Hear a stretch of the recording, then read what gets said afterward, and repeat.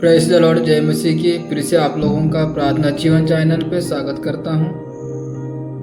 आज का पवित्र बाइबल वचन है गिनती 12:3। अब मूसा बड़ा ही नम्र मनुष्य था। पृथ्वी पर जितने मनुष्य थे उनमें कोई उससे बढ़कर ना था। अर्थात मूसा की सबसे बड़ी पहचान उसकी नम्रता थी। इसी कारण परमेश्वर ने उसे महान अगुवा बनाया। व्यवस्था विवरण 8:2।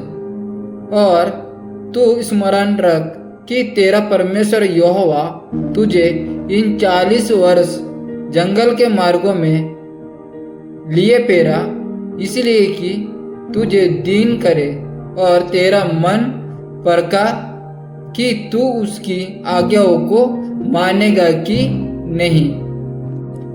अर्थात कठिनाइयाँ हमें नम्र बनाती है और यह परखती है कि हम सच्चे दिल से परमेश्वर पर निर्भर है या नहीं। पहला शमूएल 2:7। यहोवा निर्धन करता है और धनवान भी करता है, वो नीचा करता है और ऊंचा भी उठाता है। अर्थात उन्नति या गिरावट हमारे बल पर नहीं, परमेश्वर के हाथ में है। इसलिए हमें नम्र बने रहना चाहिए। दूसरा इतिहास 13:14। इस्राएलियों ने यहूदा पर घात लगाया। तब यहूदा ने यहोवा की दुहाई दी और याजकों ने तुरही फूंकी। अर्थात जब चारों ओर संकट हो तब नम्र होकर परमेश्वर को पुकारना ही विजय का मार्ग है। सपन्या 2:3।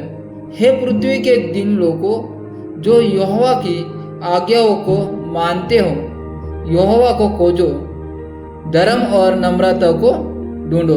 अर्थात परमेश्वर की शरण लेने का तरीका है धर्म और नम्रता। यही हमें बचा सकता है। मत्ती 11:29। मैं नम्र और हृदय से दीन हूँ, मेरा जुआ अपने ऊपर उठा लो और मुझसे सीखो। अर्थात यीशु स्वयं नम्रता का आदर्श है। जो उससे सिखाता है उसे आत्मिक विश्राम मिलता है। याकूब 4:10। प्रभु के सामने दीन बनो तो वो तुम्हें ऊंचा उठाएगा। अर्थात सच्ची उन्नति का मार्ग नम्रता है। पहला पत्रस 5:5। तुम सब एक दूसरे के साथ दीनता धारण करो, क्योंकि परमेश्वर अभिमानियों का सामना करता है परंतु दीनों को अनुग्रह देता है। अर्थात दीनता से ही परमेश्वर का अनुग्रह मिलता है, घमंडी पर नहीं।